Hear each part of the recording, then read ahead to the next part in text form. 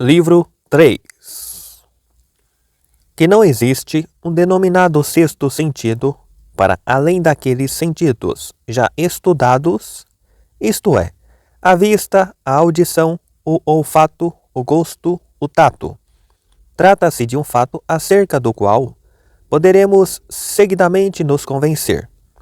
Admitimos com efeito que tudo aquilo que constitui objeto de percepção tátil deverá competir a qualquer sentido.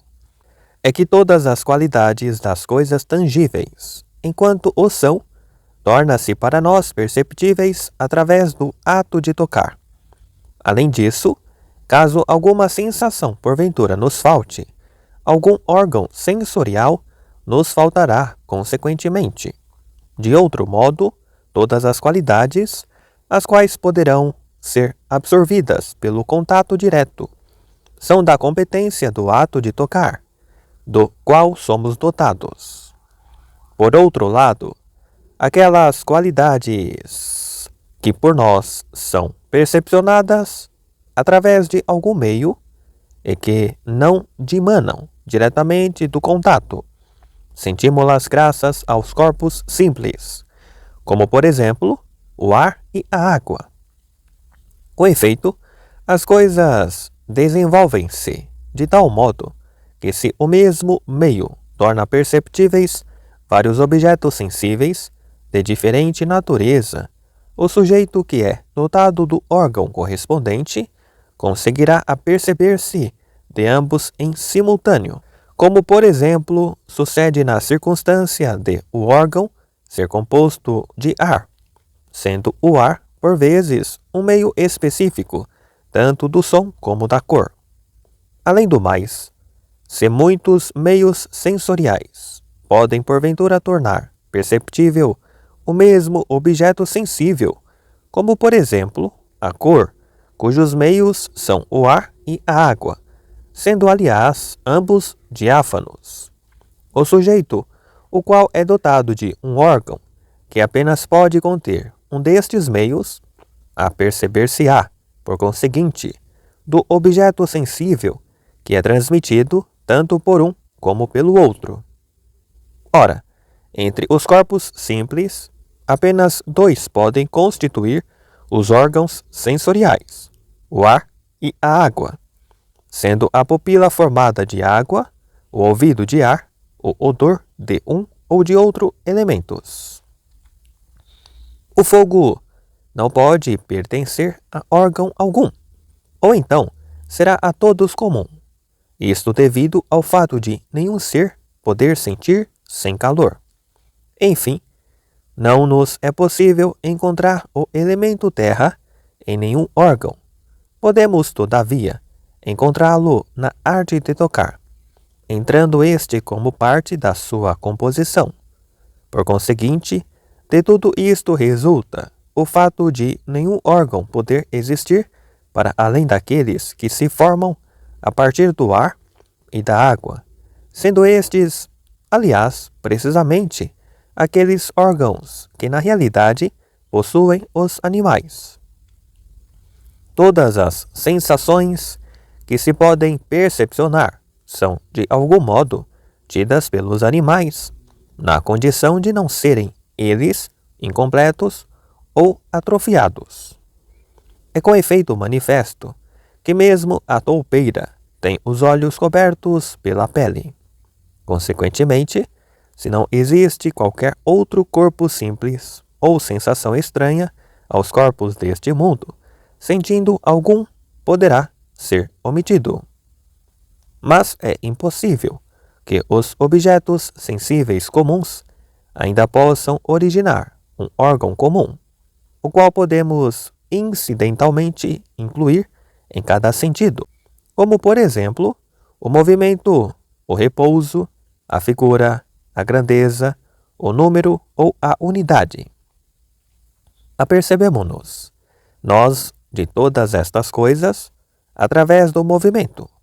Apreendemos a grandeza pelo movimento, assim como a figura também, consistindo, no entanto, esta última numa forma de grandeza.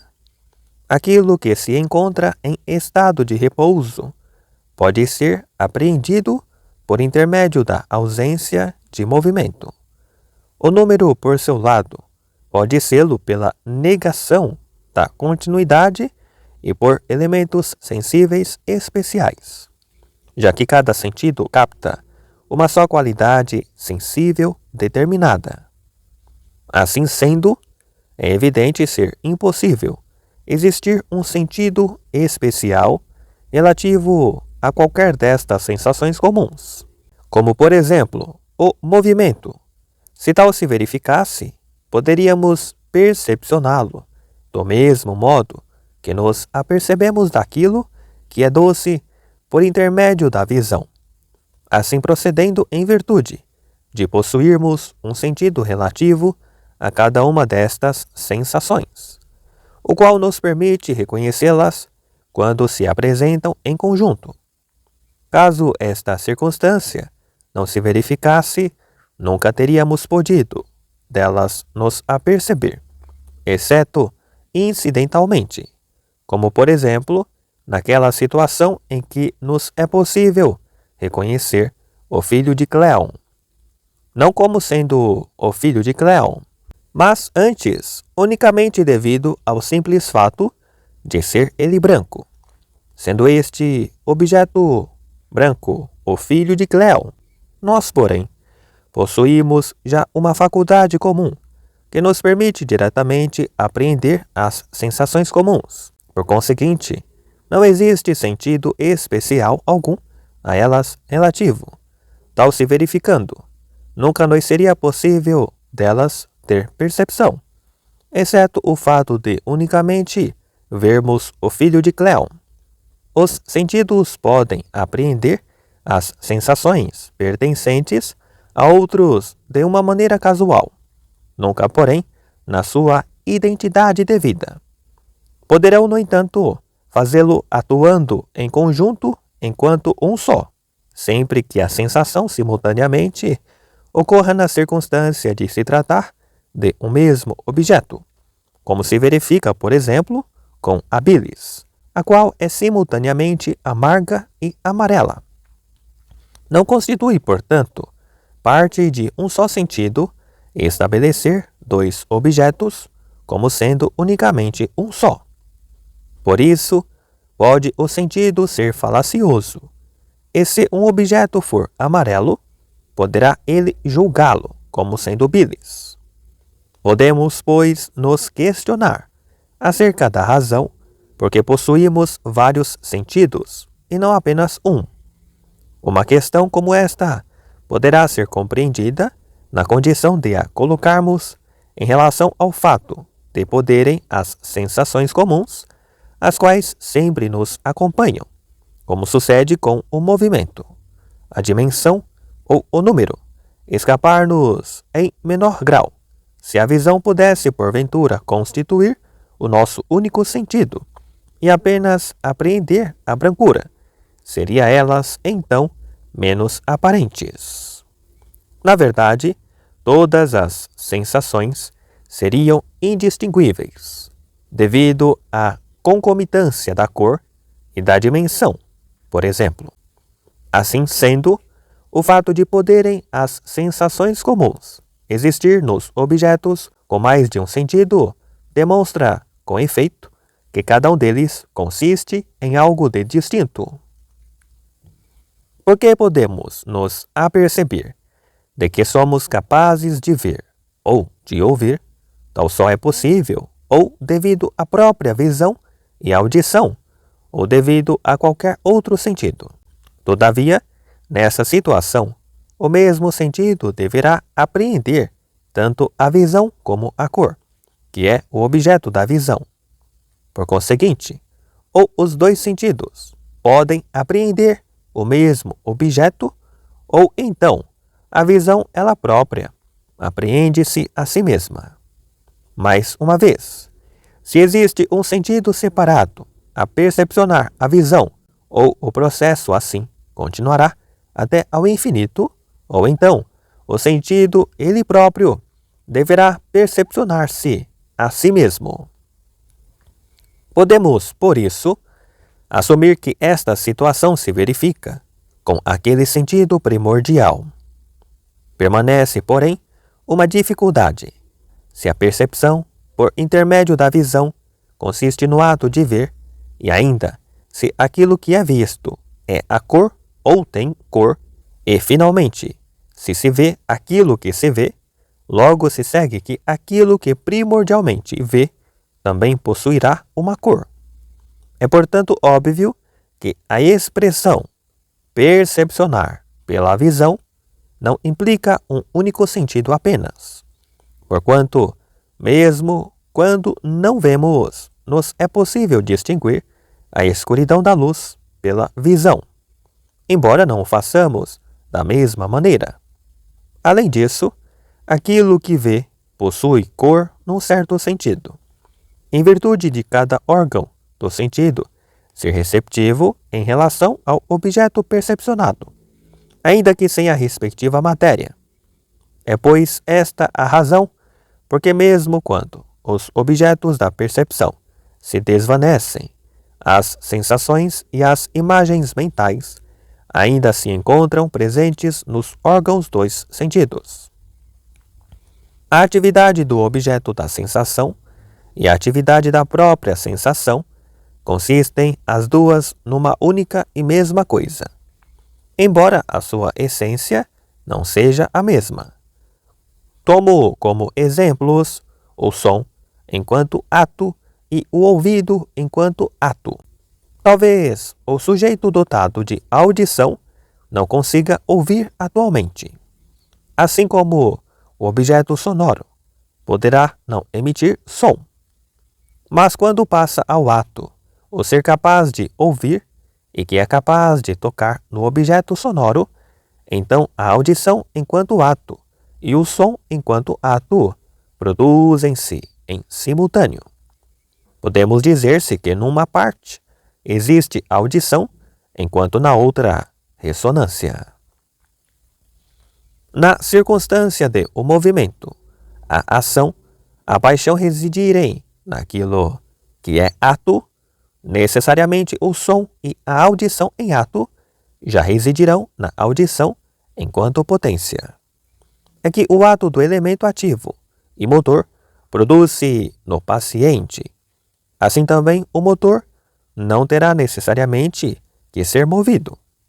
O ato do objeto sonoro denomina-se, por isso, som ou ressonância, aquele por seu lado, correspondente ao sentido auditivo, audição ou ouvido. Possui, portanto, a audição uma dupla significação.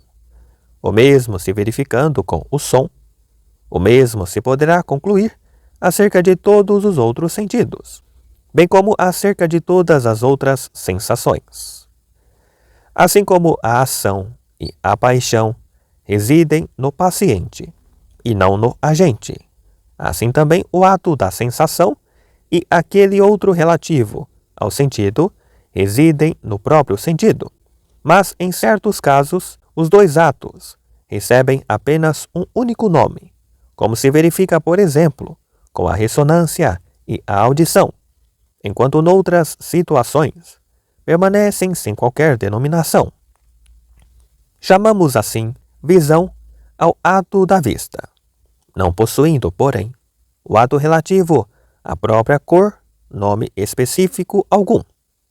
A mesma observação vale para o gosto, permanecendo o sabor desprovido de qualquer denominação, constituindo o ato da sensação e aquele relativo ao sentido apenas um só, diferindo, no entanto, quanto à sua essência.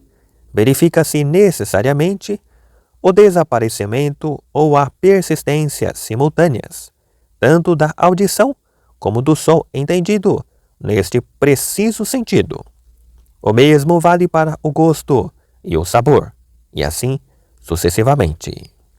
Todavia, não valerá esta observação para as respectivas potencialidades.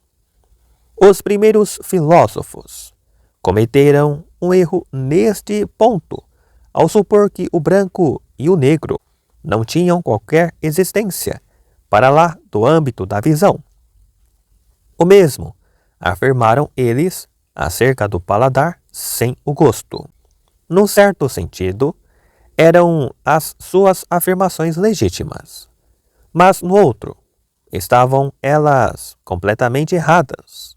Com efeito, sendo os termos sensação e sensível empregados em sentido duplo, um quanto à potência, o outro quanto ao ato, pertencem, por conseguinte, as suas asserções ao domínio da última classe, de modo nenhum a primeira. Estes pensadores falaram, sobretudo, em sentido absoluto, acerca de termos que, na realidade, não possuíam certamente esse sentido absoluto. Na eventualidade de ser a harmonia uma espécie de voz, a voz e a audição correspondem, num certo sentido, a uma e mesma coisa. Se a harmonia equivale a uma proporção, a audição deverá, então, equivaler, num certo sentido, a uma proporção.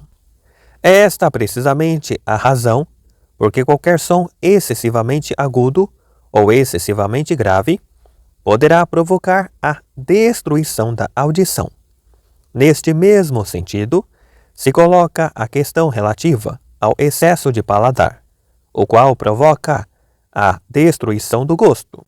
No domínio das cores, a visão ficará aniquilada quando exposta ao brilho excessivo ou à sombra excessiva.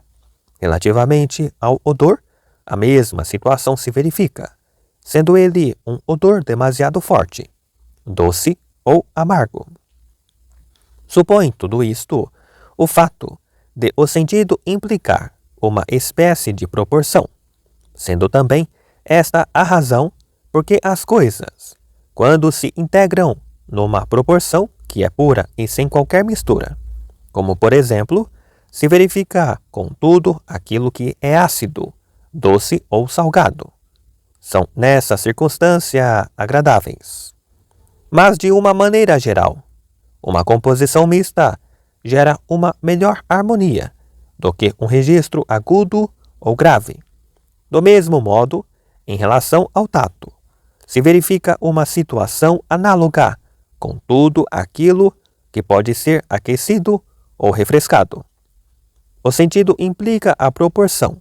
Os excessos, pelo contrário, apenas causam dor e destruição. Cada sentido é exercido, portanto, sobre o sensível, o qual constitui, aliás, o seu próprio objeto, para além de residir em cada órgão sensorial enquanto tal, julgando assim as diferenças entre as diversas sensações que tem por objeto relativo ao branco e ao negro é o sentido da visão, relativamente ao doce e ao amargo, o gosto. O mesmo se verifica com os outros sentidos. No entanto, em virtude de também julgarmos acerca do branco e do doce, assim como acerca de cada objeto da sensação em relação a cada um dos outros, será então devido a um princípio qualquer que nos é possível sentir quais sejam as diferenças. É, portanto, simultaneamente necessário que assim seja, através de um sentido, já que se trata de sensações. Torna-se, por conseguinte, evidente o fato de a carne não poder ela mesma imediatamente consistir no órgão sensorial último, em virtude de, na instância de o ser realmente, ser então necessário para aquele que assim julga, julgar, quando é ele próprio submetido ao ato de ser tocado. Por esta razão, já não será possível considerar, perante os diferentes sentidos, que o doce possa diferir do branco. Apenas se trata, com efeito, de um único sentido, a claramente conhecer tanto um como o outro. Caso tal não se verifique, mesmo na situação de poder eu entender um deles e tu o outro, a sua diferença poderia ainda ser apreendida. Com efeito, é um só princípio a poder enunciar esta diferença, em virtude de o doce diferir do branco. É, portanto, o mesmo princípio a enunciar e, seguidamente, a pensar, tal como assim previamente enunciou, e a sentir também. Por conseguinte, é impossível que sentidos separados possam julgar sensações separadas, tornando-se a questão obviamente clara. O fato de não ser possível fazê-lo em momentos separados constitui, já por si, a própria prova. O mesmo se verifica na circunstância de ser o mesmo princípio que enuncia a diferença entre o bom e o mal. Além disso, quando agora se estabelece que um difere, pretendemos simultaneamente dizer que o outro também difere, não sendo o agora por puro acidente. Por isso, entendo que me é possível afirmar, este difere daquele, sem contudo dizer em que medida pode realmente diferir. Mas o princípio que julga os sensíveis enuncia, na verdade, um fato atual. Existem, por conseguinte, dois julgamentos simultâneos, os quais correspondem a um princípio indivisível que julga aquilo que faz num tempo que é indivisível. Por outro lado, é impossível que a mesma faculdade possa mover-se simultaneamente, segundo movimentos contrários, sendo indivisível e situando-se num tempo também indivisível. É que, se determinado objeto é doce, estimula ele a sensação ou o pensamento numa determinada direção. Mas, se é amargo, falo na direção contrária. Se é branco, numa outra direção que será diversa. Poderemos, então, supor ser a faculdade que julga numericamente indivisível e inseparável, enquanto a essência divisível. Assim poderá ela, num determinado sentido, consistir em algo que se divide e apreende as coisas que se dividem, mas noutro falo-á como sendo indivisível. Na realidade, é divisível quanto à essência, indivisível, porém, numérica e espacialmente.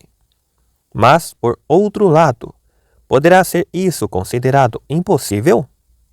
Embora uma mesma coisa indivisível possa também ser o seu contrário em potência, ainda que não o seja em tão elevado grau enquanto essência, poderá tornar-se divisível em ato. Uma mesma coisa não pode ser em simultâneo branca e negra. Essa mesma coisa, por isso, não podendo constituir ato sobre as formas correspondentes, na condição de ser isto, precisamente, aquilo que se verifica com a percepção e o pensamento. Por outro lado, assim como alguns pensadores tendem a descrever um ponto determinado como sendo simultaneamente 1 e 2, sendo, portanto, divisível segundo este sentido, assim também tal será um só e instantâneo quanto ao ato, até onde puder a faculdade de julgar ser indivisível. Enquanto divisível, usará, porém, o mesmo ponto duas vezes e em simultâneo. Enquanto tratar do limite como sendo 2, julgará duas coisas, sendo duas coisas separadas por uma faculdade de algum modo separada, enquanto julgar como sendo apenas uma, julgará por uma só faculdade a um só tempo. Acerca do princípio pelo qual nos é possível afirmar que o animal pode sentir, cremos ter já dito o suficiente. Existem, com efeito, duas propriedades que podem fundamentalmente distinguir a alma: o movimento no espaço por um lado e por outro a atividade de pensar, a inteligência e a faculdade de apreender. Podemos descrever habitualmente a atividade de pensar e da inteligência como uma forma de sentir. Com efeito, em ambos os casos, conhece a alma uma realidade determinada. De fato, os filósofos antigos identificam o pensar com o sentir. Empédocles, por exemplo, afirmou: o entendimento desenvolve-se quando o indivíduo presta atenção àquilo que surge perante si. E no outro passo também diz: assim sucede terem eles diferentes pensamentos. Além disso, aquele verso de Homero: tal é a natureza da mente humana. implica a mesma coisa. Todos estes autores supõem precisamente que o processo de pensar consiste numa função do corpo, à semelhança do sentir, e também consideram que os homens podem reconhecer e sentir as coisas como tais, conforme também explicamos no início deste tratado.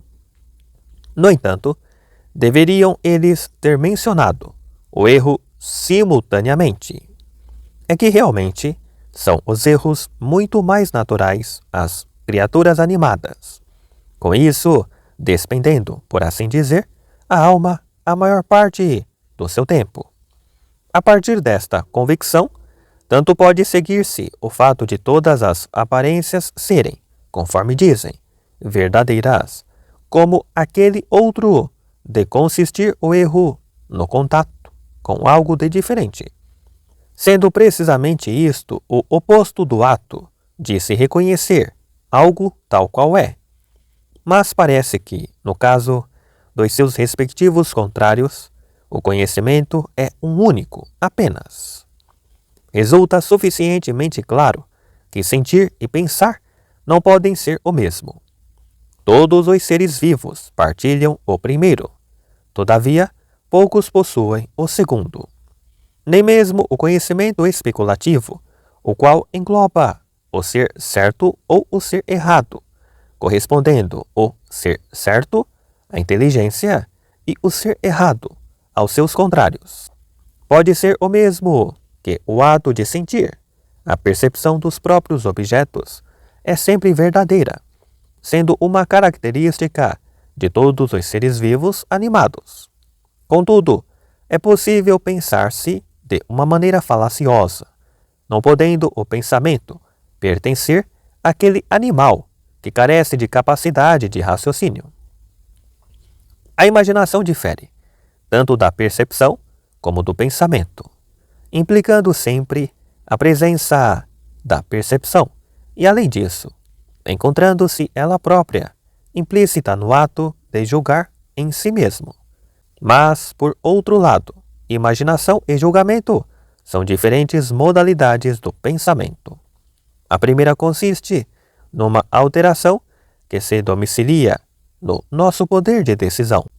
É, aliás, possível formar imagens mentais, tal como fazem aqueles ao empregar imagens na formação das suas ideias, segundo um sistema mnemônico. Não podemos nós, todavia, formar opinião segundo o nosso desejo, em virtude de nos ser possível tanto sustentar uma opinião verdadeira como uma falsa.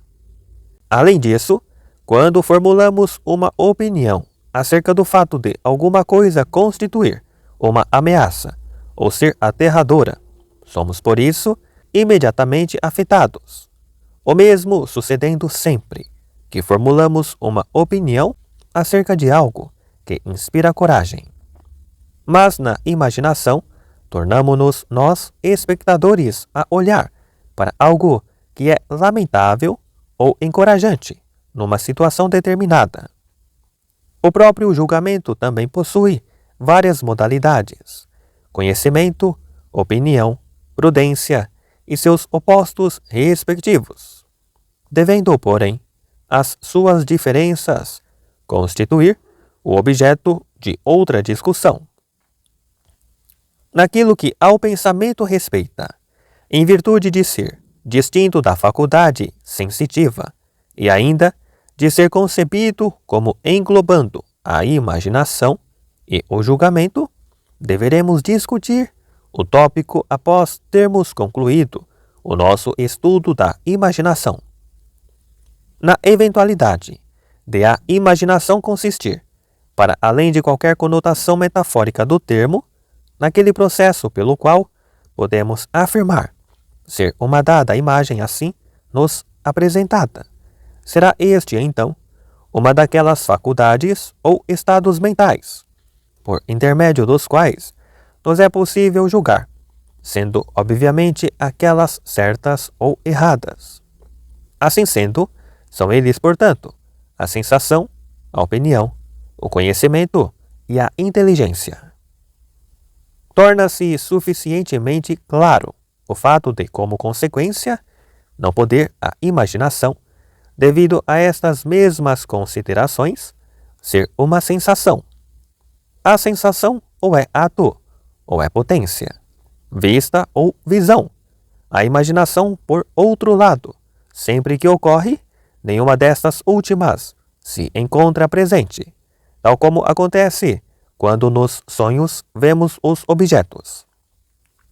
Em segundo lugar, a sensação encontra-se sempre presente, enquanto a imaginação não. Se a imaginação e a sensação fossem realmente idênticas, seria a imaginação efetivamente possível em todos os seres vivos. Tal parece não ser o caso. Não se verifica existir imaginação alguma na formiga, na abelha ou na larva.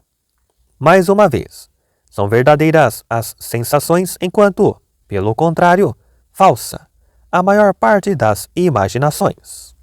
Nem tampouco poderemos afirmar: eu imagino que isto seja um homem, funcionando os nossos sentidos com precisão acerca desse mesmo objeto. Unicamente, então, poderemos dizer que o será quando não conseguirmos apreendê-lo distintamente. E assim, tal como dissemos anteriormente, até as visões podem aparecer ao homem quando tem os olhos fechados. Pela mesma razão, não pode a imaginação ser uma daquelas faculdades que se encontram sempre certas. O conhecimento e a inteligência. A imaginação pode ser falsa. Temos, assim, por tarefa, examinar a possibilidade de ser ela a opinião, sendo esta, por sua vez, verdadeira ou falsa. Por outro lado, a opinião implica uma convicção. É que ninguém poderá sustentar opiniões sem nelas acreditar. Nenhum animal poderá possuir uma crença e muitos, no entanto, podem possuir imaginação. Mais uma vez, toda a opinião é acompanhada de crença. A crença da convicção, a convicção do discurso racional. Todavia, enquanto algumas criaturas possuem imaginação, não lhes é, todavia, possível possuir poder de raciocínio. Por conseguinte, torna-se evidente, e devido às razões anteriormente referidas, que a imaginação nunca poderá ser opinião em conjunto com a sensação ou opinião baseada na sensação. Em virtude de a opinião se relacionar com alguma coisa que não é o objeto da sensação, considero que, se porventura assim é, consistirá a imaginação numa espécie de mistura da percepção do branco, como a opinião propriamente dita, relativa àquilo que é branco, mas de modo nenhum da percepção do branco com a opinião relativa àquilo que é bom. Imaginar é, por isso, formar uma opinião exatamente correspondente a uma percepção direta.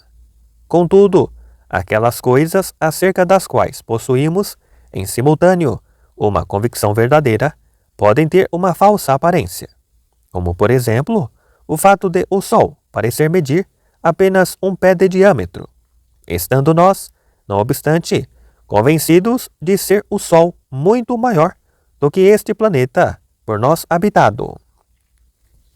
A consequência daí decorrente pode ser delineada do seguinte modo: ou aquele que percepciona, sem que se verifique alteração alguma na coisa em si mesma, e ainda, sem disso se esquecer, ou em relação a isso mudar de atitude, passa a rejeitar a verdadeira opinião, a qual até então considerava como sendo sua, ou se porventura ainda sustenta essa mesma opinião, deve ser ela imediatamente verdadeira ou imediatamente falsa.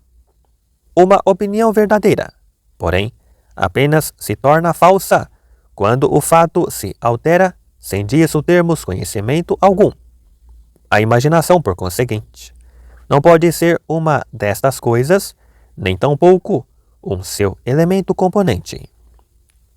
Como uma coisa que se encontra em movimento poderá, ela mesma, mover uma outra coisa, parecendo ainda a imaginação consistir numa certa modalidade de movimento, não lhe sendo possível ocorrer fora da sensação, e contudo, apenas assim sucedendo quando os homens se apercebem de existir uma conexão determinada com tudo aquilo que pode ser perceptível, porque, além disso, pode o movimento ser causado por uma sensação real, sendo este mesmo movimento semelhante à dita sensação.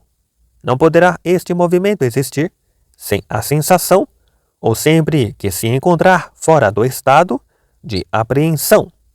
Em virtude disto, pode o possuidor do movimento agir e ser alvo do ato de vários modos, sendo o movimento, por conseguinte, verdadeiro ou falso.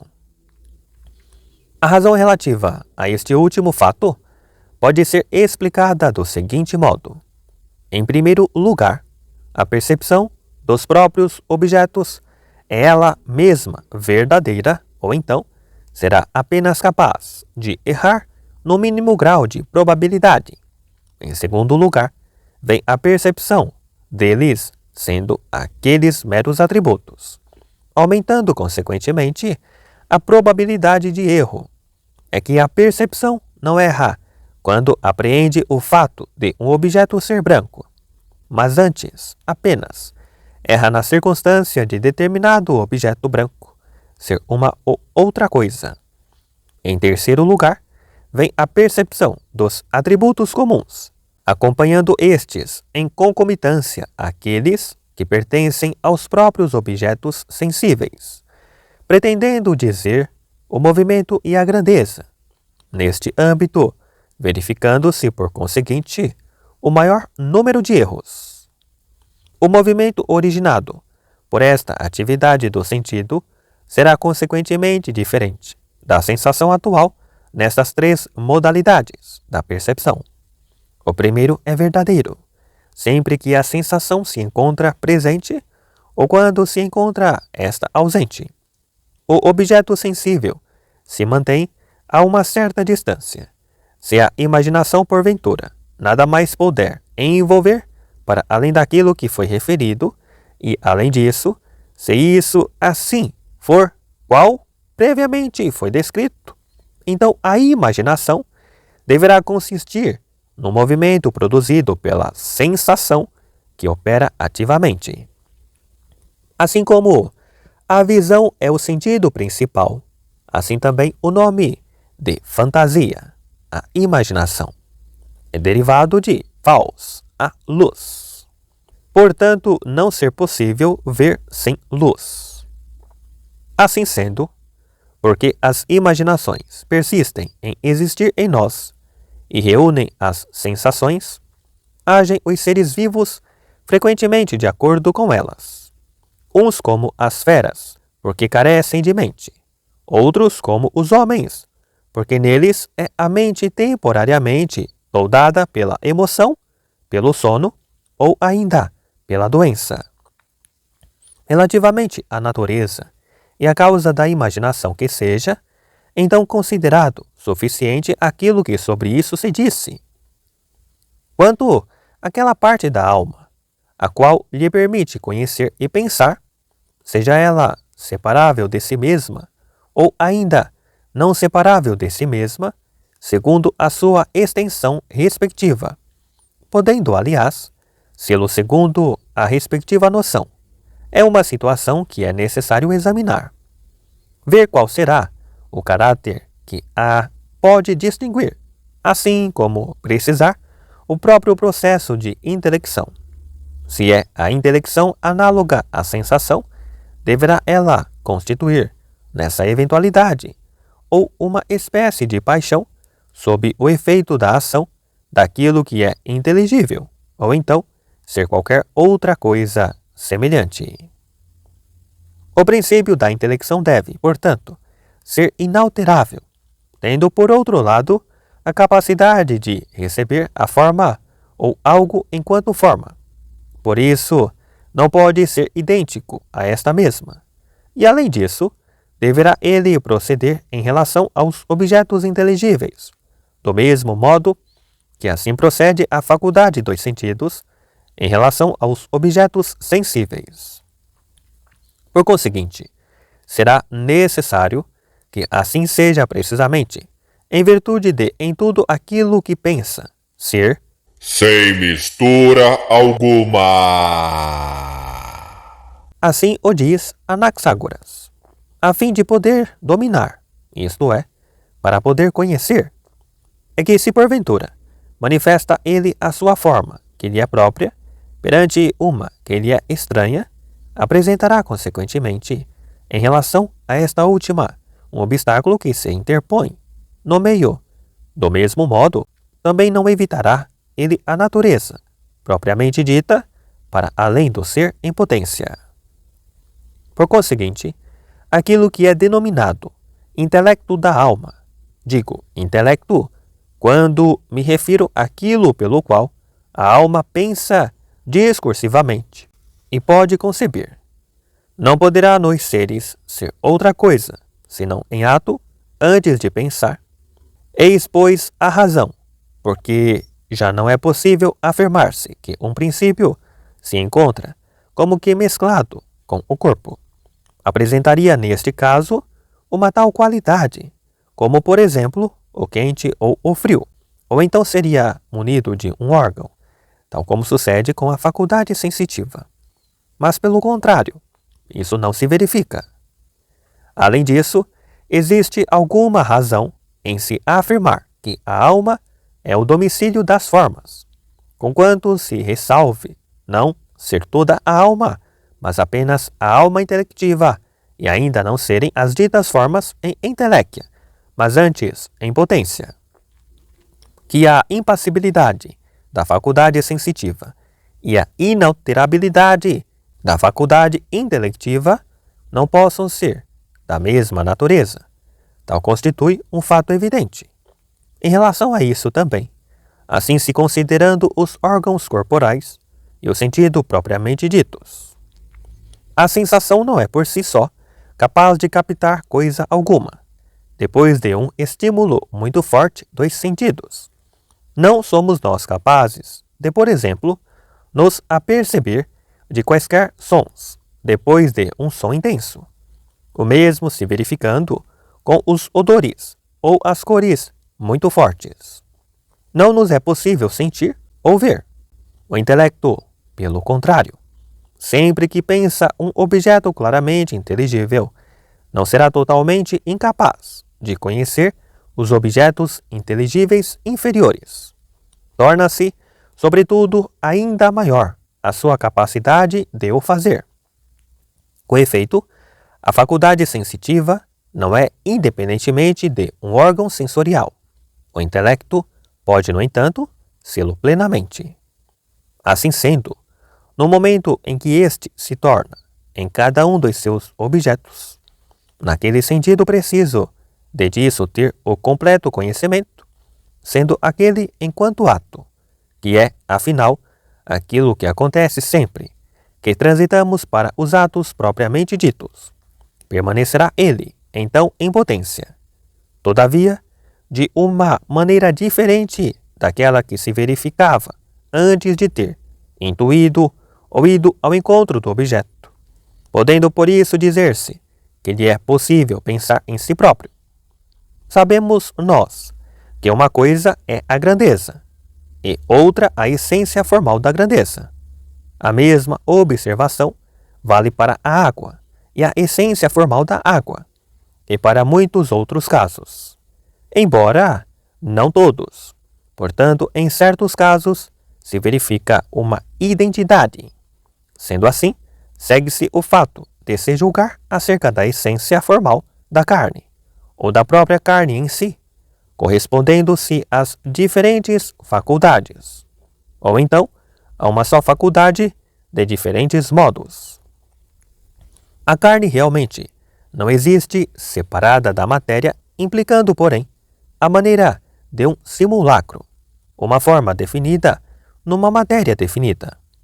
Mais uma vez, é através da faculdade sensitiva que nos é possível julgar acerca do frio e do quente, assim como acerca de todas aquelas qualidades cuja proporção devida forma à própria carne. Contudo, é por intermédio de um sentido diferente, ou então razoavelmente distinto, ou ainda a ele relativo, naquela mesma maneira em que uma linha curva o é em relação a si mesma, quando, depois de ter sido endireitada, se torna ela própria numa linha reta, que podemos julgar a essência da carne. Além disso, entre os objetos abstratos, a noção de reta implica a noção de chato, isto é, plano, porquanto se encontra sempre combinada com a extensão, sendo todavia a sua essência, quer reta, quer o fato de ser reta. Não tenha, obviamente, que ser a mesma coisa, algo de diferente. Chamemos-lhe, nesse caso, dualidade.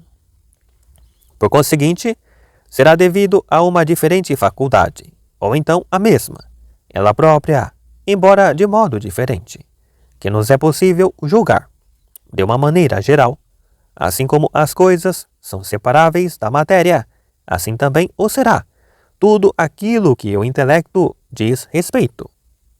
Poderá, então, levantar-se a seguinte questão: se o intelecto é simples e inalterável, nada havendo que se lhe assemelhe absolutamente, como afirma, aliás, Anaxágoras, como poderá ele assim pensar, se pensar é uma forma de sofrer uma alteração?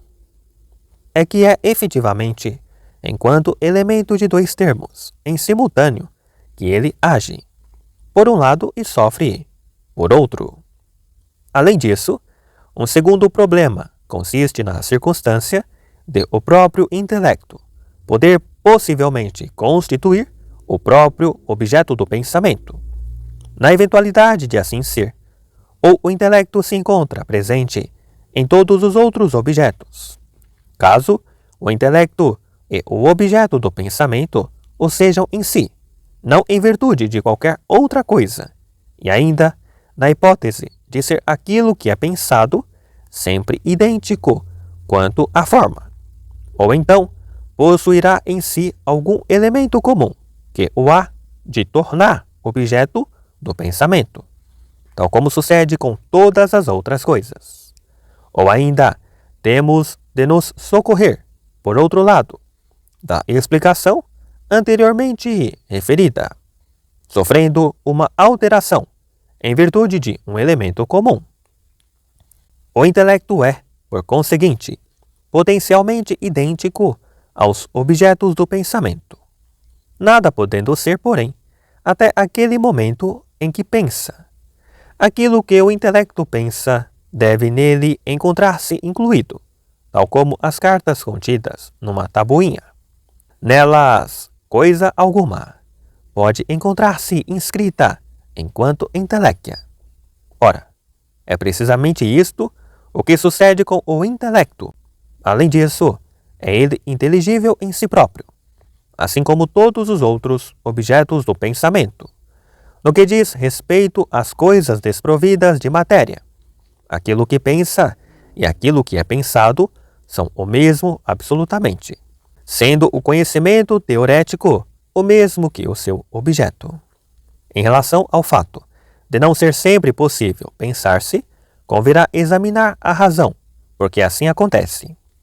Naquelas coisas providas de matéria, cada um dos objetos do pensamento só poderá estar presente em potência. Assim sendo, enquanto os objetos materiais não podem em si mesmos incluir o próprio intelecto, porquanto é fora da sua matéria que o intelecto lhes é potencialmente idêntico. O intelecto, ainda assim, manterá a capacidade de poder ele próprio ser pensado. Havendo tal, como se observa em toda a natureza, um princípio que funciona como matéria para cada gênero de coisas, e que é, afinal, aquilo que constitui em potência todas estas coisas. E outro, o princípio causal e ativo, que produz todas elas. Assim é a técnica em relação à matéria. Será, por conseguinte, necessário que na alma se encontrem também diferenças. De fato, o intelecto é capaz de, por um lado, se tornar em todas as coisas e, por outro, capaz de produzir todas as coisas. Por este modo, se assemelhando o seu estado ao da luz. A luz deixa, de certa maneira, passar as cores do estado de potência ao estado de ato. Este mesmo intelecto encontra-se separado, sem se misturar de modo algum, permanecendo, portanto, impassível enquanto essência. Com efeito, o agente é sempre superior em relação ao paciente. Do mesmo modo, o princípio o é em relação à matéria. A mesma situação ainda se verifica naquilo que a relação entre o conhecimento em ato e o seu respectivo objeto diz respeito. O conhecimento em potência precede, ele mesmo, no tempo, aquele conhecimento em ato no próprio indivíduo. Mas, por outro lado, falando-se de uma maneira geral, não poderá ser ele anterior, segundo o tempo. E se assim for, não será consequentemente necessário acreditar que este intelecto ora pensa, ora não pensa. Por conseguinte, no momento em que se encontra separado, imediatamente se torna aquilo que ele é em si próprio, sendo então imortal e eterno. Todavia, lembremo-nos do fato de ser este princípio impassível, enquanto que o intelecto passivo é corruptível, sem ele não podendo existir pensamento algum. A intenção dos objetos, que são indivisíveis, tem por domínio tudo aquilo que exclui toda a possibilidade de erro. Todavia, quando se verifica uma situação em que o falso ou o verdadeiro são possíveis, estamos perante uma concepção formada a partir de conceitos concebidos como formando uma unidade. Assim o dizia precisamente Empédocles. Aí, quando surgiram muitas cabeças sem pescoço, brota a amizade que os une, do mesmo modo. Estas noções, então separadas, formam, por conseguinte, uma composição, como, por exemplo, as noções de incomensurabilidade e de diagonal. Além disso, na eventualidade de se tratar de fatos relativos ao passado ou relativos ao futuro, a noção de tempo pode ser ajustada para se integrar nessa composição. Com efeito, o erro pressupõe sempre uma composição. Se se diz que o branco implica o não branco, significa isto que o não branco é parte constituinte da dita composição. Podemos ainda denominar todas estas operações pela designação de divisões. Tal resulta suficientemente claro da questão relativa à verdade. Nela, o erro, não respeitando unicamente a afirmação do fato de ser Cleon branco, mas ainda aquela outra de ele o ser antes e aquela outra de ele o ser depois. Aquilo que unifica na unidade estas composições é o intelecto. Possuindo o termo indivisível, dois sentidos, um em potência e outro em ato, não poderá, por conseguinte, nada existir que obste o intelecto a poder pensar o indivisível, sempre que pensarmos acerca do comprimento, sendo ele, aliás, em ato indivisível, num tempo que também é indivisível. O tempo, à semelhança do comprimento, é com efeito ora divisível, ora indivisível. Não é possível estabelecer-se, além do mais, qual será a parte mais longa que o espírito considera existir em cada fracção de tempo. Cada fracção de tempo não existe senão enquanto potência, antes de qualquer divisão. Por outro lado, ao pensar acerca de cada uma das metades em separado, divide o espírito o tempo da mesma maneira que o faz quando se situa no meio preciso do comprimento. Se o intelecto estabelece a linha como a soma de duas metades, assim também se verificará com o tempo, o qual abrange ambos os períodos correspondentes às respectivas metades. Em relação àquilo que é indivisível na quantidade e segundo a forma, o intelecto concebe o tempo indivisível por um ato indivisível da alma. Será, então, unicamente por acidente, e não segundo as coisas contínuas, que o ato que pensa e o tempo durante o qual pensa serão divisíveis, podendo nós, no entanto, pensá-los como indivisíveis enquanto ato. Ainda assim, existe efetivamente naquilo que em ato é indivisível, um elemento indivisível, o qual, certamente, nunca poderá ser separado, responsável pela unidade de tempo e comprimento, encontrando-se este elemento ainda em tudo aquilo que é contínuo em tempo e em comprimento. Todos os pontos, todas as divisões, bem como tudo aquilo que neste sentido preciso é indivisível, são apreendidos do mesmo modo à semelhança de privações. A mesma explicação valerá consequentemente para todos os outros casos também, como, por exemplo, a questão de como será, então, para o intelecto possível reconhecer o mal ou o preto, porquanto pode ele os reconhecer num determinado sentido, recorrendo aos seus contrários. O agente que assim reconhece deve ser potencialmente um contrário que contém o outro. Mas se existe algo que não possui contrário, este algo será, então, autocognoscível, enquanto existindo separadamente. A asserção, assim como também a sua negação respectiva, supõe um atributo de um sujeito, e é sempre verdadeira ou falsa, não se verificando, no entanto, esta situação relativamente ao intelecto, sendo por isso mesmo o ato de pensar uma definição no sentido da essência sempre verdadeiro, e por outro lado, nunca uma instância de se atribuir um predicado. Todavia, tal como o ato de ver, o objeto é sempre verdadeiro. O julgamento relativo a ser esse o objeto branco, porventura um homem ou não, nem sempre será verdadeiro. O mesmo se verificando com todo aquele objeto abstratizado da sua matéria.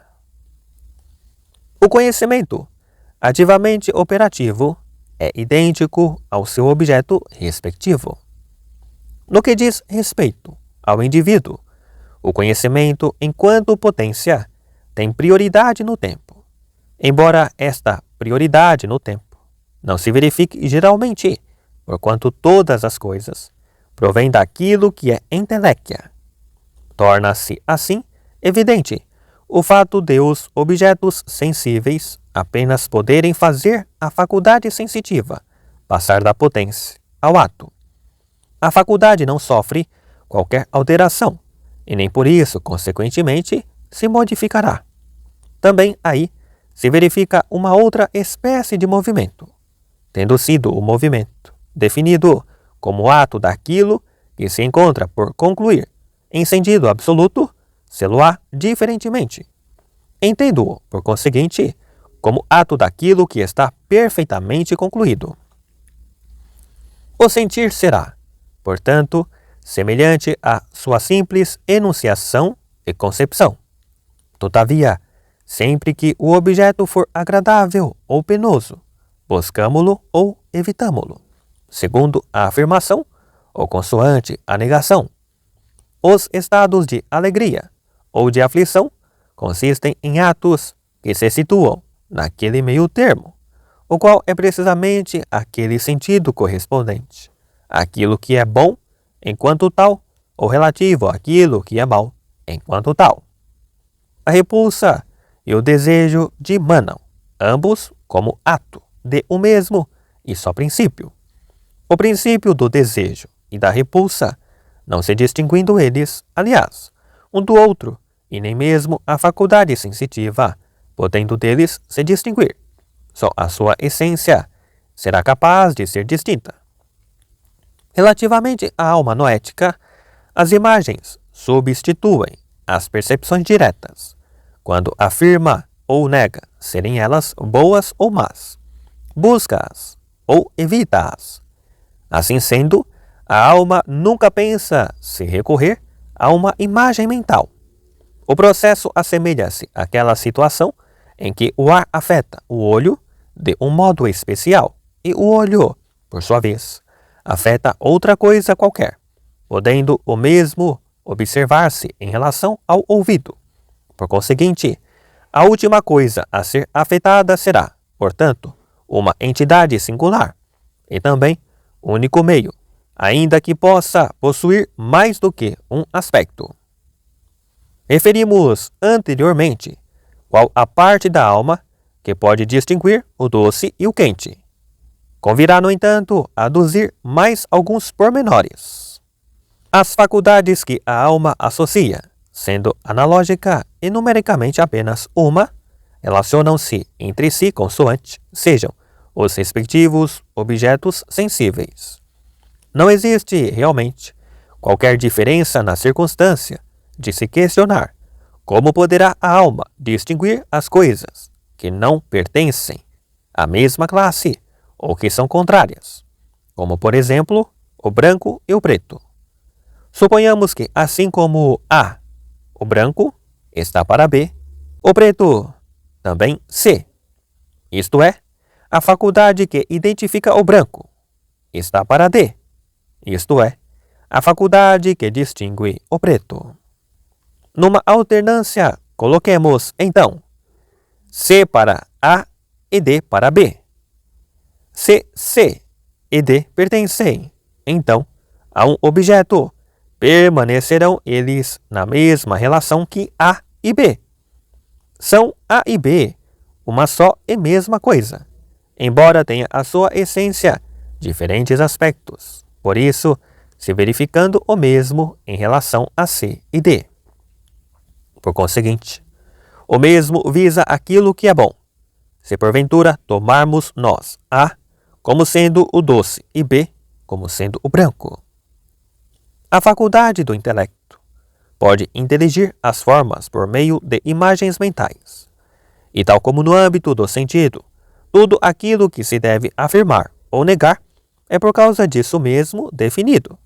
Do mesmo modo, a sensação exterior, ao ocupar-se com as imagens mentais, a isso será movida. Tomemos o seguinte exemplo. Ao nos apercebermos de um archote como sendo o fogo, o senso comum ditar-nos-á, então, a presença de um inimigo ao revelar-nos que aquele se move. Em certas circunstâncias, porém, devido às imagens ou pensamentos da alma, encontrando-se eles, por assim dizer, a ver, é-nos, por conseguinte, possível calcular ou planear em relação ao futuro, em função do presente. Quando se diz que aí se encontra o agradável ou o penoso, origina-se um movimento, ora de fuga, ora de aproximação. Isso apenas sucedendo sempre que se trate da ação. Quanto ao verdadeiro e ao falso, que realmente nada tem a ver com a ação, quando se diz que aí se encontra o agradável ou o penoso, origina-se um movimento, ora de fuga, ora de aproximação. Isso apenas sucedendo sempre que se trate da ação. Quanto ao verdadeiro e ao falso, que realmente nada têm a ver com a ação, poderão eles ser incluídos no mesmo gênero que o bom e o mal, mas com a seguinte diferença: enquanto os primeiros podem ser isso absolutamente, os segundos só o são enquanto em relação a um determinado ser. Aquilo que denominamos abstrações, concebemos-las da mesma maneira quando consideramos aquilo que é plano, isto é, chato. O nariz chato é por nós concebido sem o separarmos da matéria. Se o consideramos em relação à sua concavidade característica, e quando o concebemos em ato, exclui então o pensamento, a carne na qual se encontra inserida esta concavidade. Por conseguinte, é assim que os objetos matemáticos, os quais se encontram separados da matéria, são concebidos como sendo separados, sempre que se pensa em abstrações. O intelecto, de uma maneira geral, torna-se assim em ato, sendo idêntico aos objetos do pensamento. Quanto a saber se o intelecto pode pensar algum objeto separado do não extenso, ou se porventura tal será impossível, é uma questão que será necessário examinar posteriormente. Chegou o momento de recapitularmos as nossas afirmações acerca da alma. Assim, poderemos dizer novamente que a alma é, num determinado sentido, a totalidade dos seres.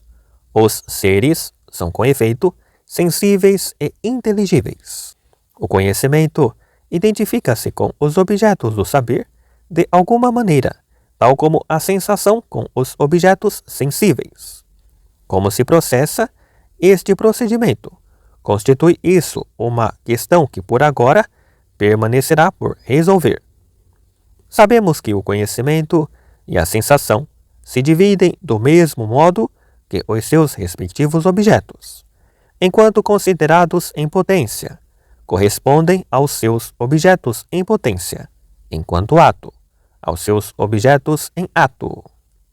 Na alma, nela mesma, as faculdades sensitiva e intelectiva constituem os seus próprios objetos em potência, o inteligível por um lado e o sensível por outro. Todavia, trata-se necessariamente ou de objetos em si mesmos, ou então objetos nas suas próprias formas. O fato de os objetos o serem em si mesmos é impossível. Não é a pedra que está na alma, mas antes a sua forma. Também a alma é ela mesma análoga à mão. A mão é o instrumento de todos os outros instrumentos. O intelecto, por seu turno, é a forma de todas as formas, enquanto que a sensação será, por conseguinte, a forma de todas as qualidades sensíveis. Mas, em virtude de nenhum objeto, conforme parece, poder existir separado das grandezas sensíveis, será consequentemente nas formas sensíveis que os inteligíveis existem, tanto as denominadas abstrações, como todas as qualidades e atributos relativos aos objetos sensíveis. Eis, então, a razão, porque na eventualidade de não se possuir qualquer sensação, não se poderia já apreender ou compreender coisa alguma. Por outro lado, sempre que se pensa o pensamento, faz-se necessariamente acompanhar por uma imagem, sendo as imagens, num certo sentido, sensações, exceto quando o são sem a matéria.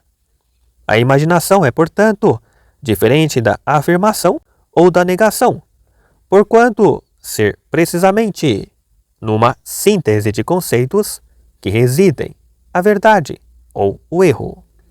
Mas, como poderão os conceitos primeiros das imagens se distinguir?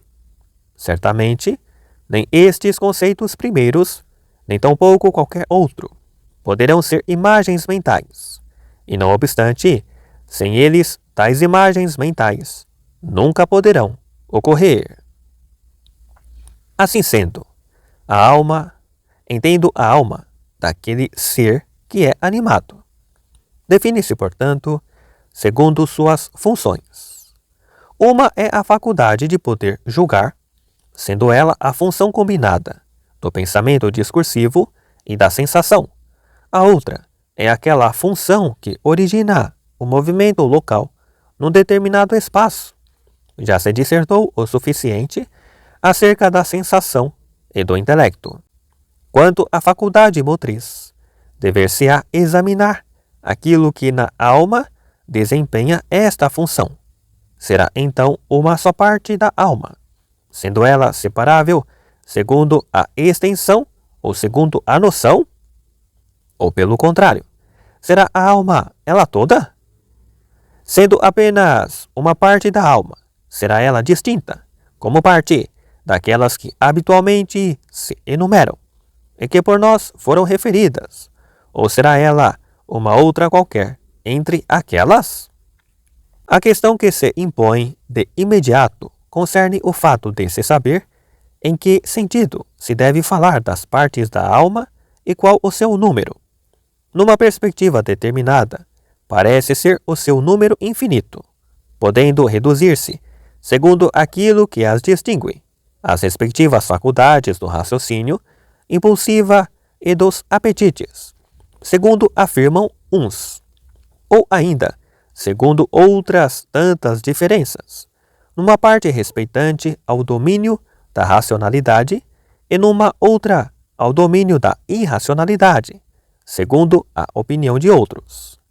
Com efeito, caso porventura se examine aquilo que fundamenta uma tal repartição, ressaltará o fato de as outras partes, consequentemente, apresentarem entre si ainda maiores diferenças do que as primeiras, acerca das quais já falamos.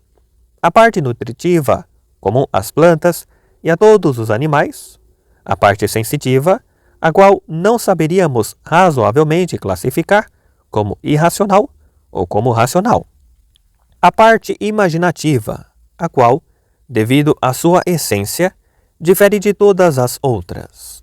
Não se sabendo, no entanto, dizer sem grande dificuldade qual a parte a que diz respeito, e além disso, de que parte se distingue ela, na suposição de ser a alma formada por partes separadas. Finalmente, juntemos a estas a parte desiderativa, que se distingue de todas as outras, tanto pela sua noção como pela sua potência. Ainda em relação a esta última parte, seria absurdo separá-la, porquanto é na parte racional que o desejo, enquanto ato da vontade, se gera, tal como se verifica com o apetite e o impulso, em relação à parte irracional. Assim, se concebendo a alma tripartida, encontraremos em cada uma das partes o desejo. Voltemos agora ao propósito da nossa investigação. Qual é, então, no ser animado, o princípio do movimento local?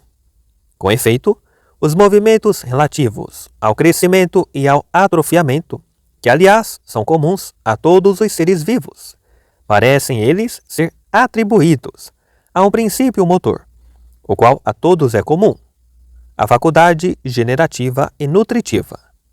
Quanto à inspiração e à expiração, ao sono e à vigília, será necessário estudá-los mais adiante.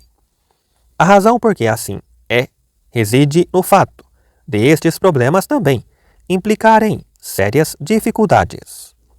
Mas para que nos seja possível voltar àquela questão relativa ao movimento local, qual será, então, o princípio do movimento, da locomoção do animal? É precisamente esta questão que será necessário examinar. O fato de não ser este princípio a potência nutritiva resulta suficientemente claro. É sempre com vista a um determinado fim que o movimento de locomoção efetivamente se concretiza, sendo ele acompanhado, quer pela imaginação, quer pelo desejo. Na verdade, o animal, se não deseja e se não evita um objeto determinado, nunca poderá ser movido, a não ser por coação. Além disso, e decorrendo, aliás, desta hipótese, as próprias plantas seriam dotadas deste preciso movimento local e poderiam ainda possuir uma parte orgânica destinada a isso precisamente garantir.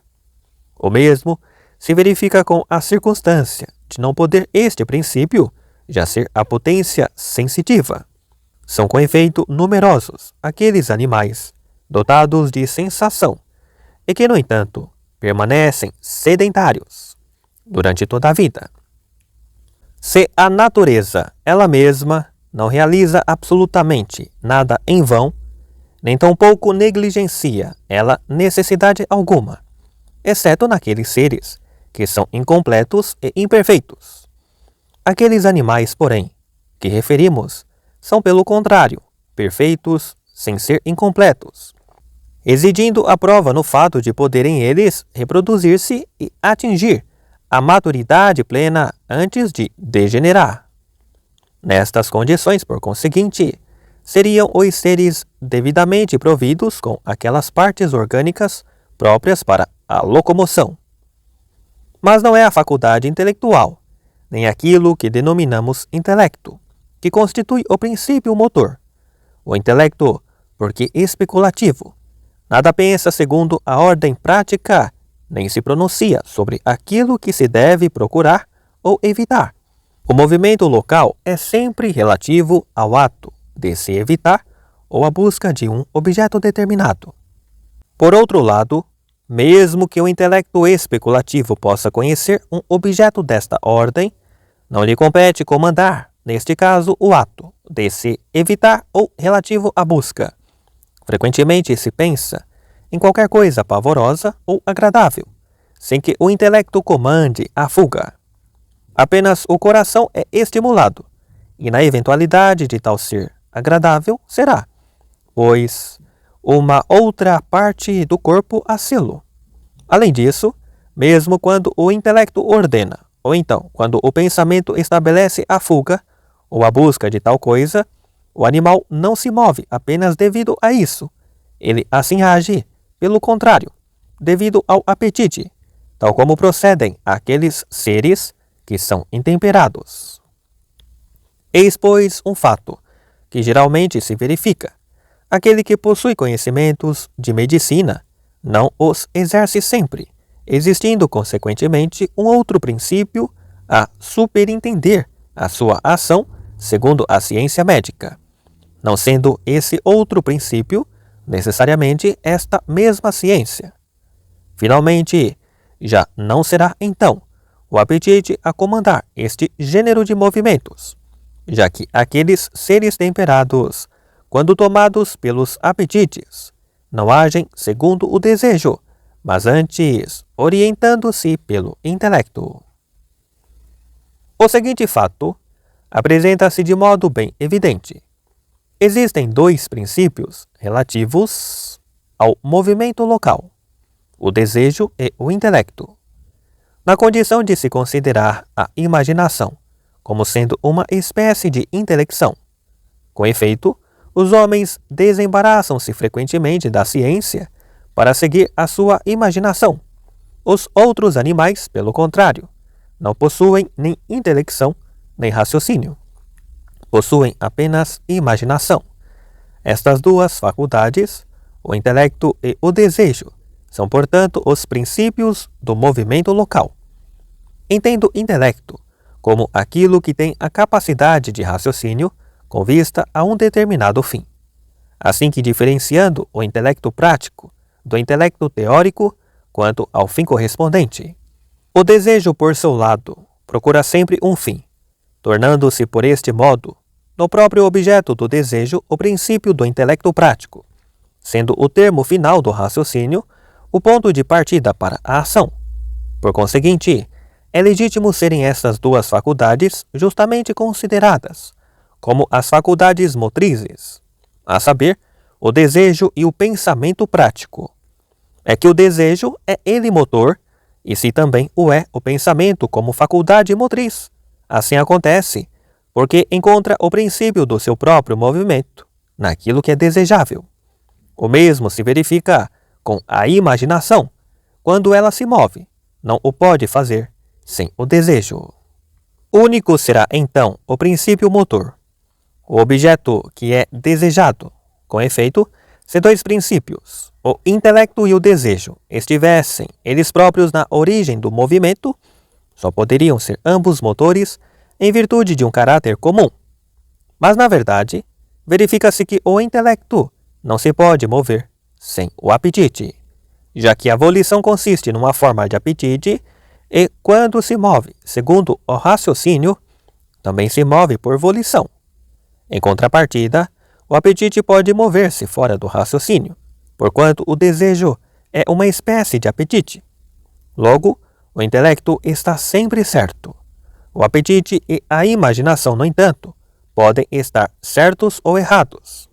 Eis, portanto, a razão, porque é sempre o objeto do apetite responsável pelo movimento, embora possa ele parecer ser um bem verdadeiro ou apenas um bem aparente. Além disso, nem todo o bem poderá suscitar movimento, em virtude de ser unicamente o bem prático a poder fazê-lo. E porque assim é, o bem prático será aquele bem capaz tanto de ser aquilo que é, como de ser aquilo que não é. Assim, será, portanto, a potência da alma a constituir o princípio do movimento, aquele que tem o nome de apetite. Tudo isto parece, então, ser suficientemente claro. Aqueles pensadores que dividem a alma em partes, fundamentando esta divisão e esta partilha nos poderes da alma, deparam com uma multiplicidade imensa de partes. A parte nutritiva, a sensitiva, a intelectual, a deliberativa e, finalmente, a desiderativa. Estas partes realmente diferem muito entre si, numa amplitude muito superior, em relação àquela em que a parte apetitiva difere da parte impulsiva. Um fato, porém, podemos estabelecer. Nascem os desejos do combate, travado entre uns e outros, tal acontecendo quando a razão e os apetites atuam em sentido contrário, sendo tal fato próprio dos seres que possuem a percepção do tempo. Movem-nos, por conseguinte, o intelecto no sentido de podermos resistir ao futuro. O apetite, pelo contrário, move-nos unicamente na mira do imediato, parecendo o prazer do momento ser-nos agradável e bom absolutamente, de tal modo que não é possível vislumbrar aquilo que realmente acontece. Por conseguinte, o princípio motor deverá ser um especificamente, a faculdade desiderativa enquanto tal, sendo aquilo que se deseja em si mesmo anterior a tudo o resto, pode ele, de fato, mover sem ser movido, de maneira a poder ser pensado ou imaginado, tornando-se, portanto, os motores pelo número, consequentemente múltiplos. O movimento pressupõe 3 componentes. O primeiro consiste no fato de ser ele motor, o segundo, naquilo devido ao qual move, o terceiro, naquilo que é movido.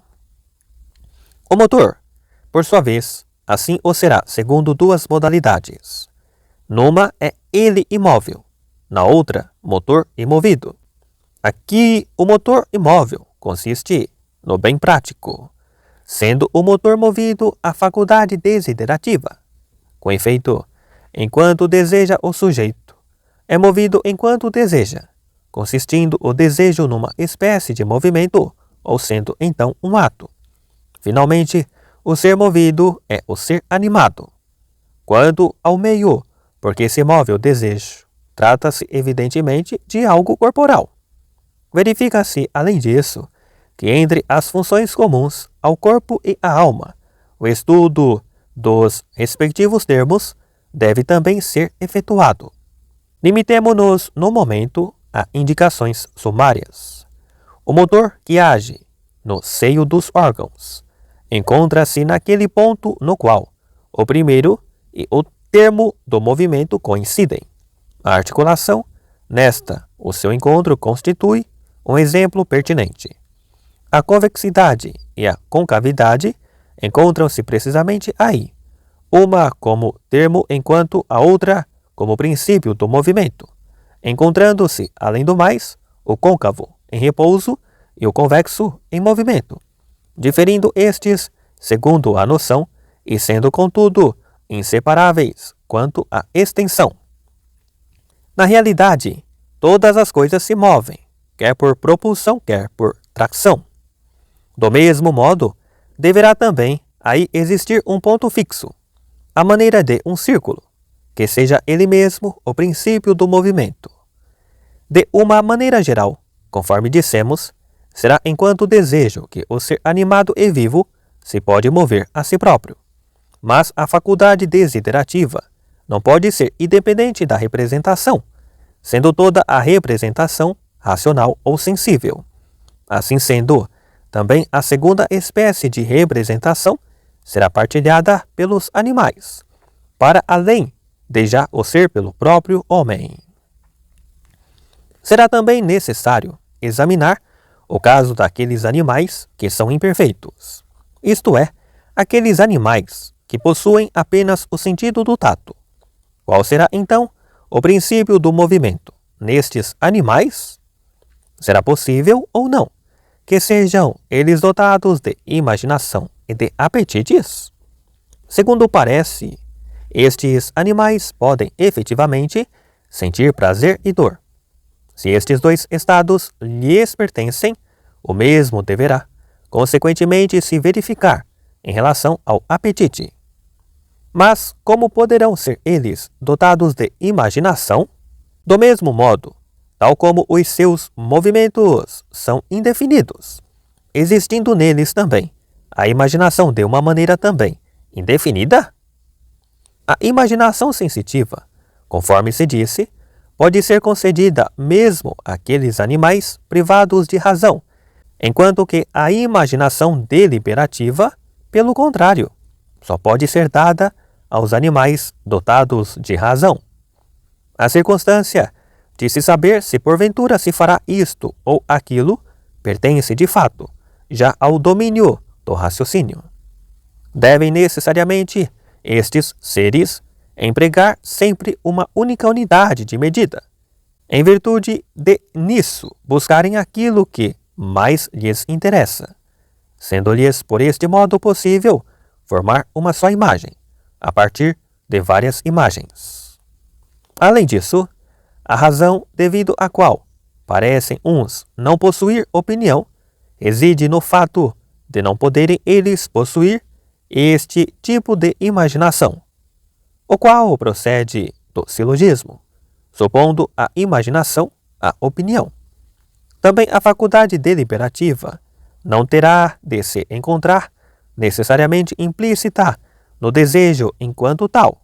No entanto, poderá este, em certas situações, impor-se a toda a deliberação e, por assim dizer, mesmo arrastá-la. Noutras situações, é precisamente esta última que prevalece sobre o outro, como sucede, por exemplo, com a esfera, englobando ela outra esfera.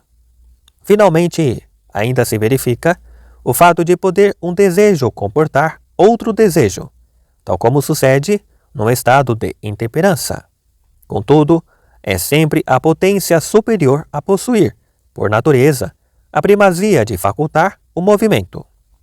Assim sendo, 3 espécies de movimento podem ser ao animal imprimidas. Naquilo que a faculdade intelectual diz respeito, coisa alguma poderá ela mover, permanecendo ela, pelo contrário, em repouso. Ora, aquilo que por um lado a distingue será o julgamento ou a proposição que visa o universal, e aquilo que, por outro, é relativo ao singular. No primeiro caso, enuncia-se a necessidade de se realizar a ação. No segundo, a situação de ser a mesma ação, aquela cujo sujeito qualificado sou eu. Sendo assim, é próprio da opinião da segunda espécie imprimir o movimento, consequentemente não o sendo aquela que se reporta ao universal. Ou então, não seria nem uma nem outra, mas antes poderia uma permanecer em repouso, enquanto a outra não? Assim, a alma nutritiva encontra-se necessariamente desenvolvida em todo o ser vivo, qualquer que ele seja, possuindo ele próprio esta alma, desde aquele momento em que foi gerado até aquele momento em que será destruído.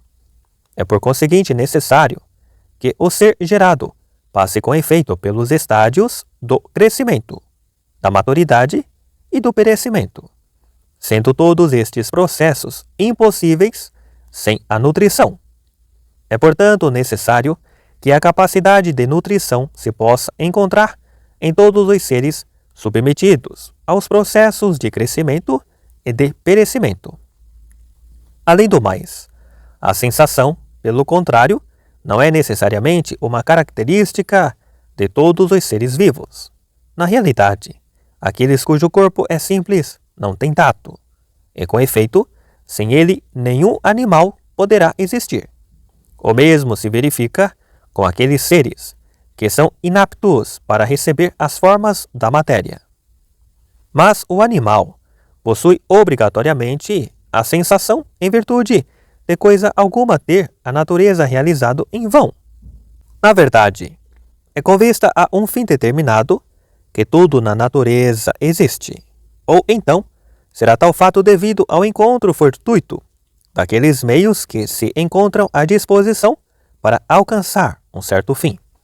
Na circunstância de ser todo o corpo dotado do movimento de progressão, embora desprovido de sensação, deveria ele de perecer sem ter alguma vez conseguido alcançar o seu fim, constituindo isto realização da própria natureza. Como poderia ele, afinal, ser capaz de se alimentar?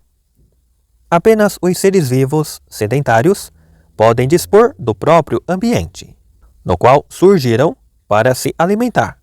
Por outro lado, é impossível que um corpo tenha uma alma, e além disso seja dotado de uma inteligência capaz de julgar, sem possuir sensação alguma. Isto caso se trate de um ser não sedentário e engendrado, nunca tal se verificando, e que fique isso bem claro, como um ser não engendrado. Para que fim teria ele este intelecto? Deveria este último valer-lhe de alguma coisa, constituindo uma vantagem, quer para a alma, quer para o corpo. Ora, as duas hipóteses devem ser realmente excluídas. A alma nunca poderia pensar vantajosamente, nem o corpo, por isso seria mais perfeito.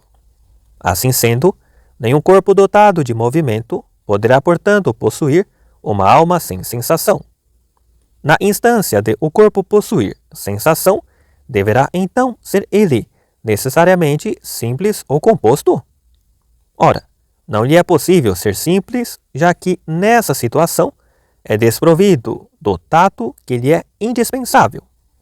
Disso é prova o fato de ser o animal um corpo dotado de uma alma, sendo este corpo ele todo tangível, e por isso perceptível ao tato, e de ser, portanto, necessário que o corpo do animal, também ele, possui o tato, para que assim possa assegurar a sua própria preservação.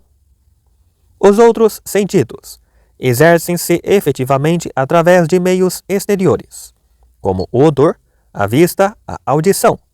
Mas na eventualidade de entrar ele em contato direto com alguma coisa, o animal tem o sentido correspondente da sensibilidade tátil.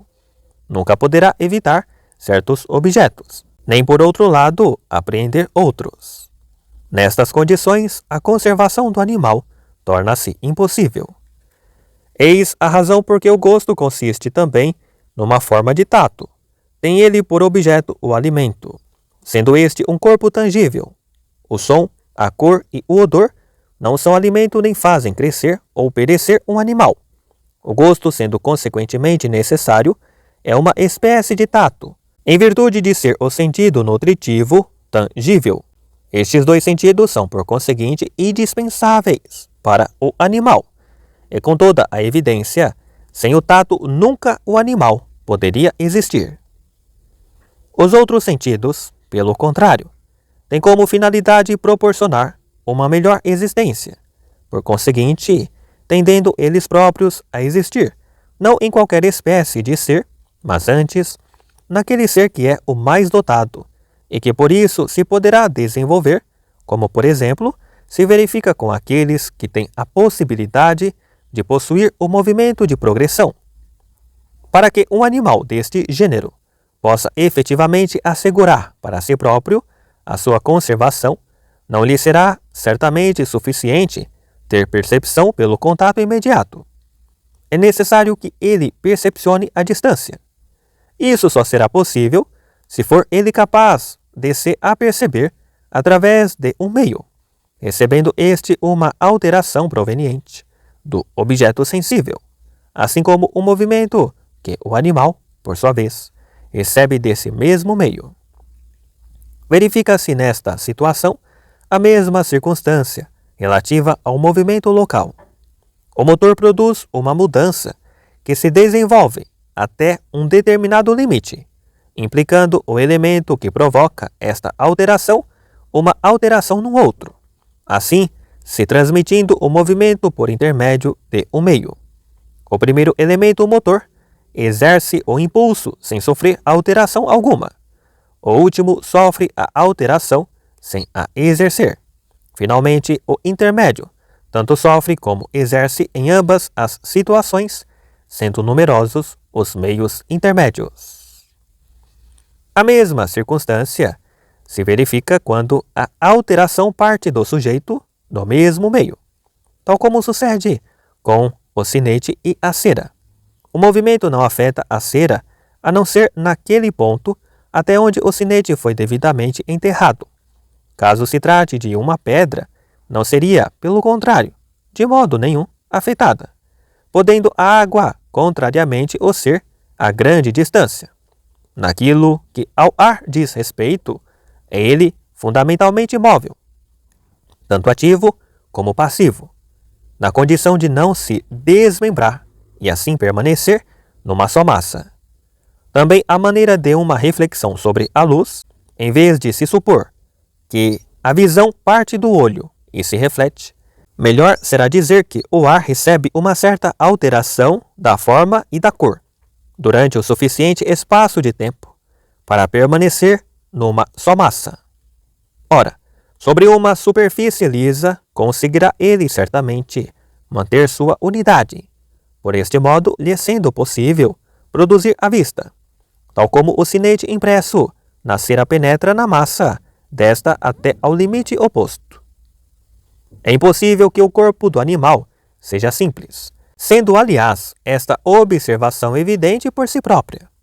Com isto, quero dizer que ele não pode ser constituído, por exemplo, somente por fogo ou por ar. Com efeito, sem o tato, nenhum outro sentido poderá ser concedido ao animal. Todo o corpo, entenda-se corpo animado, possui aquela sensibilidade tátil, conforme anteriormente se afirmou. Ora, os outros elementos, excetuando-se o elemento terra, poderiam, sem qualquer dúvida, constituir os órgãos sensoriais. Todavia, se todos estes órgãos produzem eles mesmos a sensação, o seu exercício supõe uma entidade intermédia exterior. Os meios. O tato, pelo contrário, consiste no contato direto com os objetos, assim recebendo devido a isso o seu nome enquanto tal. Certamente que os outros sentidos também se aperceberão por contato, porém apenas indiretamente. Só o tato parece poder apreender por si mesmo. Nenhum elemento deste tipo poderia, como consequência, então conseguir constituir, para além dele, o corpo do animal. Este corpo já não poderá ser formado pelo elemento terra.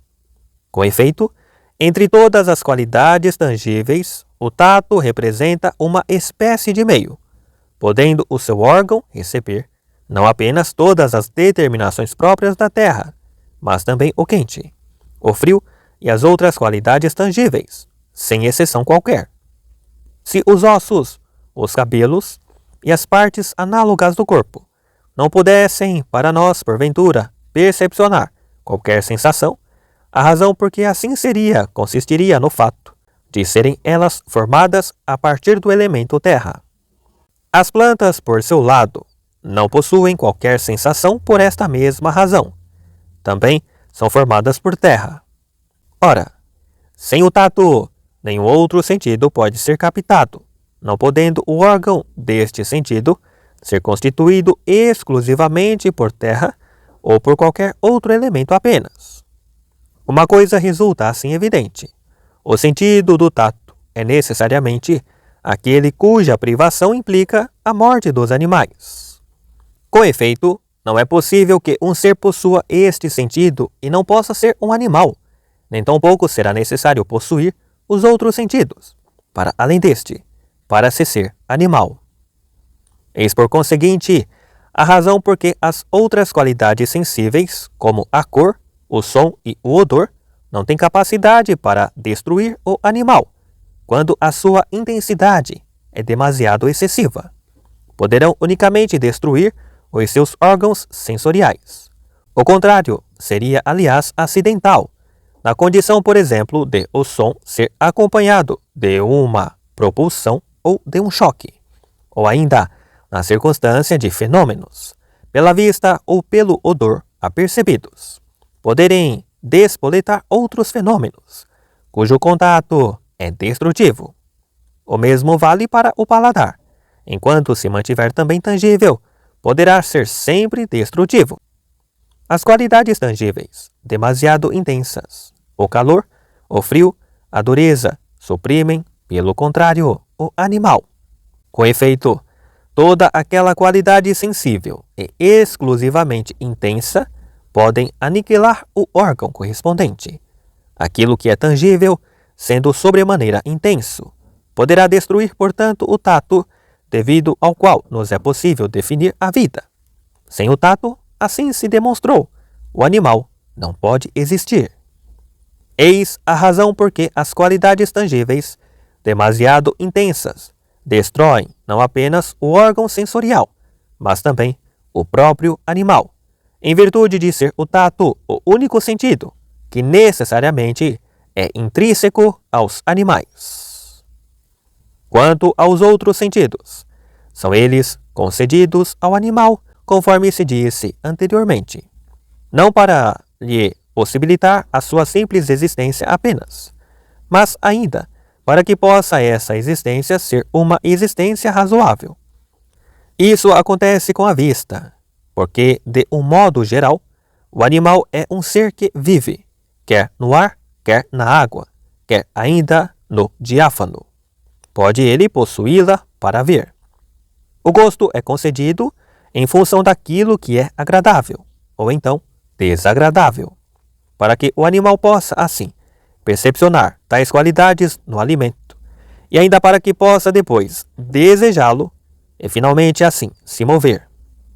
A audição tem como função a percepção de certos sinais, enquanto a língua nos faculta, por seu lado, o dom da comunicação, por intermédio de sinais com alguém.